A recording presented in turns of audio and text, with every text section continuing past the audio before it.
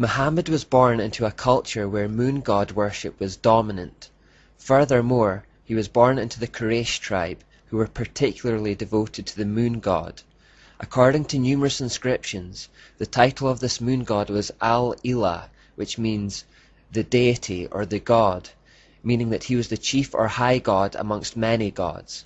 Al-Ilah, the god, was shortened to Allah in pre-Islamic times. Now this part may be slightly confusing. Until now we have seen that in the Babylonian system the sun is always presented as a male god and the moon presented as a female goddess, and yet here we find talk of a male moon god, not a moon goddess. This is because there were certain branches where the roles were reversed. The male divinity became the moon and the female divinity became the sun. This form of the mysteries was particularly prevalent in Arabia and amongst the Saxons and Norsemen of Europe. This role reversal remained widespread around Arabia in particular, long after its popularity had waned elsewhere. Echoes of this lesser-known form still exist today. For example, Cush, Nimrod's father, was worshipped as a god under the title Meni or Manai, which means the numberer. He is accredited under the Babylonian system with inventing arithmetic. Now such has been the influence of the Saxons and Norsemen in particular on Scotland, that we have a New Year festival that still exists today called Hogmanay, and this comes from Hogmanay, which means the feast of the numberer, who numbers the years.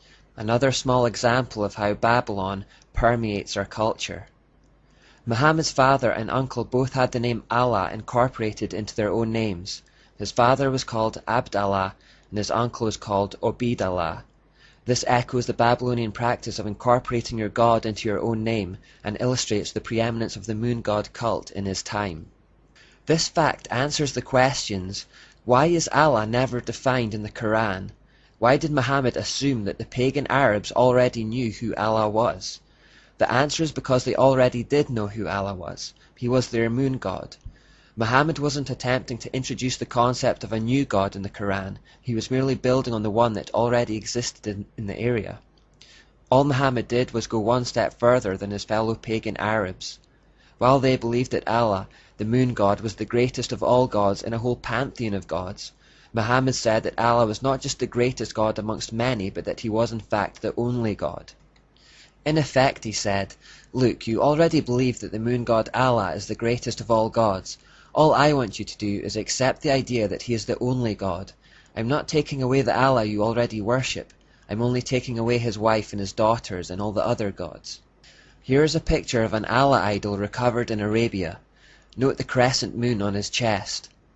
The pagan Arabs never accused Muhammad of preaching a different Allah to the one they already worshipped, and archaeological evidence proves that he was one and the same. The Encyclopedia of Religion says, Allah is a pre-Islamic name, corresponding to the Babylonian Bel. Allah is nothing more than Baal again with a new name. Muhammad attempted to have it both ways though. To pagans he said that he still believed in the moon god Allah, but to the Jews and the Christians he said that Allah was their god too. In effect, it was the same technique that Catholic bishops had used to merge Christianity with paganism. Many Christians today have swallowed the lie that Allah is the same as the Christian God, when he is in fact Baal. Fortunately, Jews and Christians of that time recognized Muhammad's deceptive ideas and rejected Allah as a false god.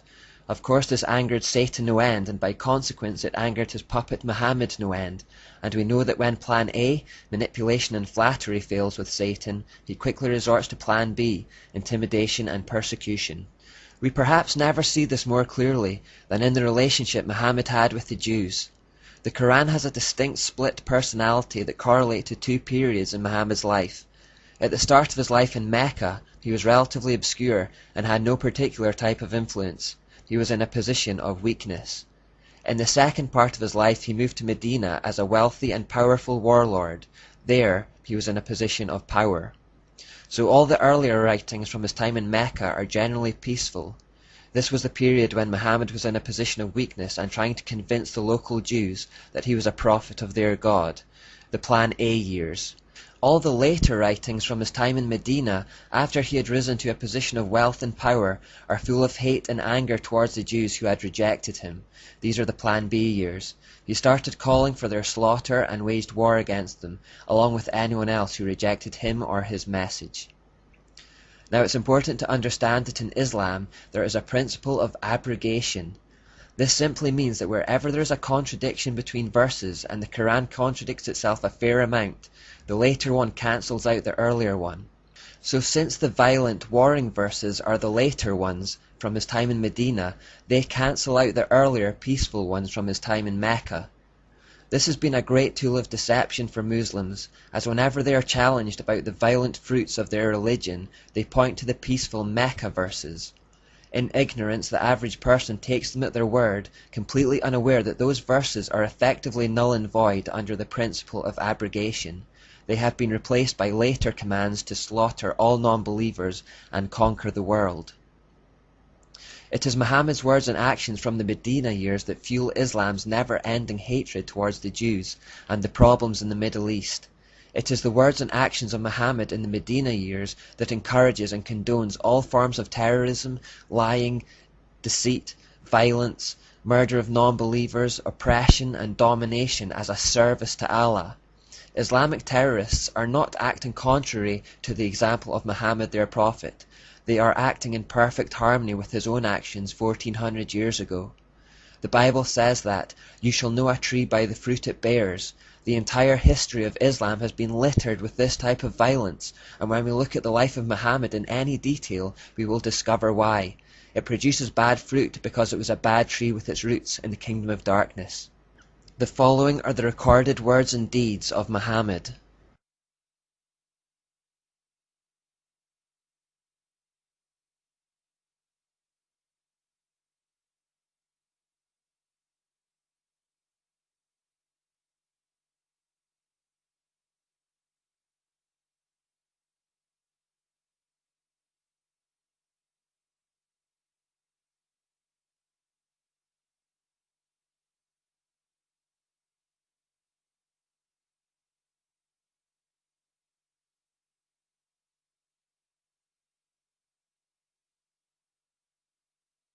In the following example, we see Muhammad suddenly and conveniently receive a message from Allah to rape captured women.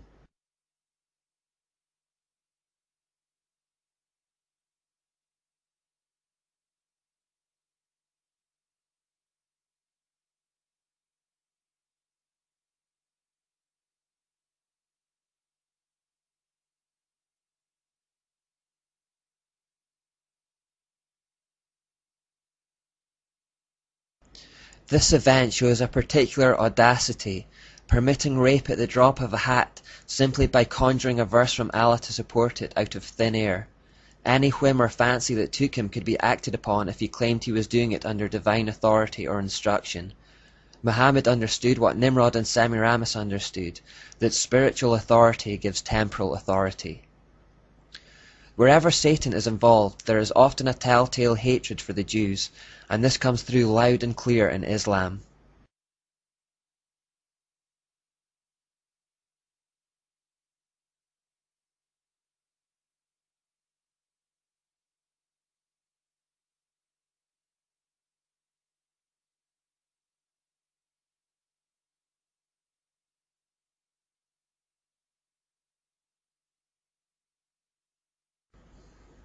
Here, the unbelieving brother was seemingly impressed with Islam's ability to influence people to kill Jews and family members.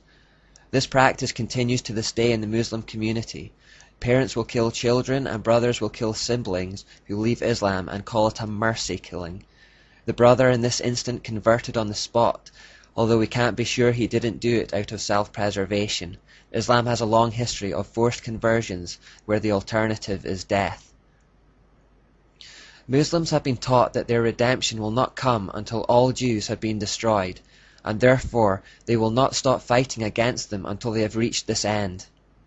The prophet Ezekiel reports a time when Arab nations will team up with Russia to attempt to wipe out Israel.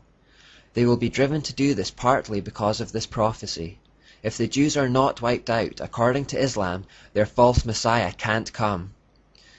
Do not be misled by claims of Muslims that their gripe with Israel is about land. Satan wants the Jews destroyed, as he has done from the beginning of time. He has hardwired this desire into the core of Islam through Muhammad, and they will work towards that end, no matter how much land Israel gives them. Muslims believe that they must kill all Jews, or their religion has been proved to be false. It's that simple. The United Nations are attempting to create a two-state solution where Jews and Palestinians share the land, but we know from our studies of the character of the satanic Jezebel spirit that it will not be content to share control of anything. It will have no equals. The goal of Islam is to extend its influence until it rules the entire world. In Islam, the world is currently divided into two, the House of Islam and the House of the Unbeliever or Infidel. They foresee a day when the whole earth will become Islamic and work continuously towards this end. The name Islam actually means submission, and this refers to the whole world submitting to the rule of the pagan moon god Allah, Allah being another name for Baal, and Baal being Satan. They believe that world peace will only come when they have triumphed over all the so-called infidel.